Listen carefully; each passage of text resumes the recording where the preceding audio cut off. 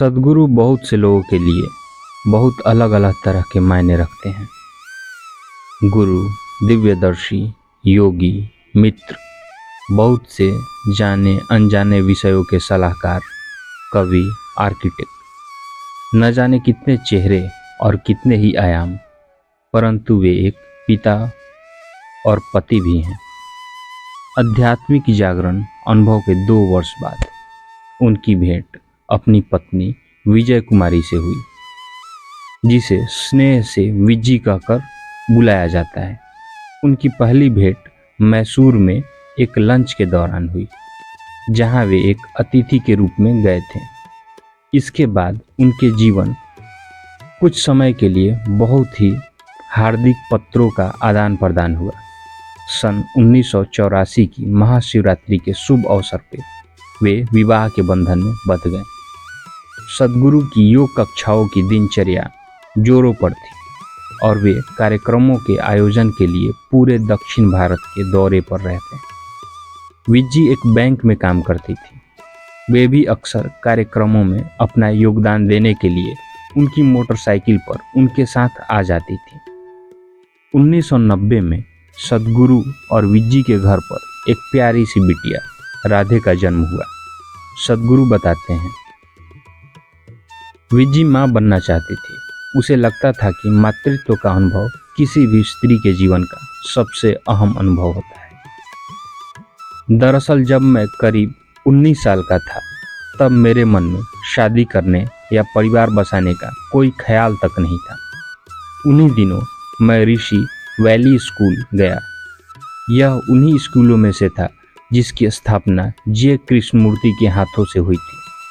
मैंने सोचा, अगर कभी मेरी कोई संतान हुई और जाने कैसे मेरे मन में एक बेटी का ही ख्याल आया, तो मैं उसे पढ़ने के लिए यहीं भेजूंगा।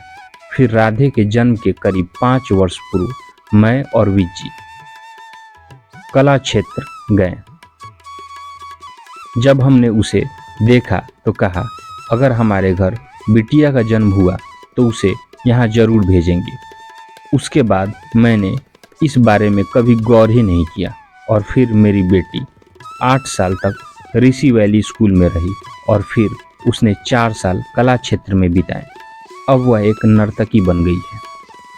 ज्यों-ज्यों समय बीतता गया, सद्गुरु ने अपना पूरा ध्यान लिंग को पूरा करने में लगा दिया और विज्जी भी पूरी आत्मीयता के साथ इस प्रक्रिया का अंग बन गई। सद्गुरु कहते हैं, 1996 में जुलाई का महीना था। हम ध्यान लिंगी की प्रतिष्ठा करने जा रहे थे। विज्जी ने तय कर लिया था कि लिंग का कार्य संपूर्ण होते ही वह अपने देह का त्याग कर देगी। उसने घोषणा कर दी वह एक निश्चित पूर्णिमा को इस संसार से विदा लेगी। उसने इस दिशा में कार्य करना आरंभ कर दिया। मैंने उससे बात करनी चाहिए।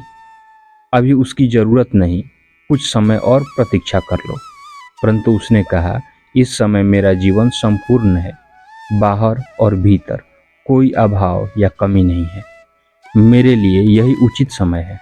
मैं नहीं जानती कि जीवन में ऐसा समय दोबारा कब आएगा।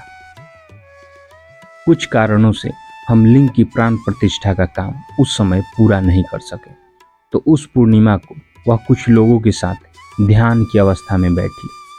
8 मिनट बाद उसने बिना किसी प्रयत्न के सहज भाव से मुस्कुराते हुए अपने प्राण त्याग दिए।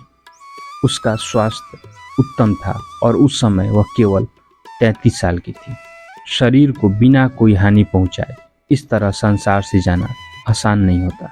अपने शरीर को उसी तरह त्याग देना जिस तरह हम कपड़े बदल देते हैं, यह कोई साधारण बात नहीं थी।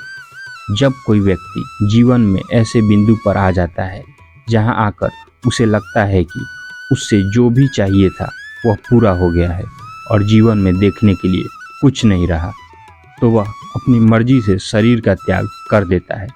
अगर कोई भी संघर्ष या चोट होती है तो इसका मतलब है कि उसने आत्महत्या की है। जब कोई संघर्ष न हो और कोई इसी तरह संसार को छोड़ दे, जिस तरह हम कमरे से बाहर आ जाते हैं, तो इसे महासमाधि कहते हैं। जब कोई व्यक्ति इस तरह संसार से विदा लेता है तो वह नहीं रहता, जब कोई मर जाता है तो वह उसके लिए इस वाक्य का प्रयोग करते हैं, वह नहीं रहा। पर वह सच नहीं है, वह बस इन अर्थों में नहीं रहता जिसमें आप उसे जानते थे।